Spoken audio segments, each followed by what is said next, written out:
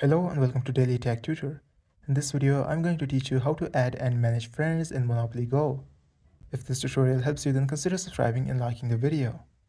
First, open Monopoly Go and tap on the friends icon in the bottom right corner. This is where friend requests can be sent and received. There are a few ways to add friends in this game, and the main way of this is by friend code system.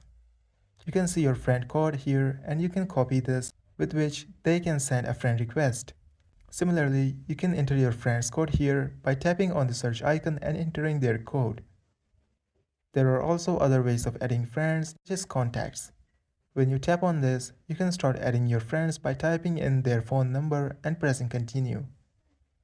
And the last way to add a friend is the invite link button, which you can send it to your friends who have never played this game before, and by downloading the game through your link, you will get good rewards.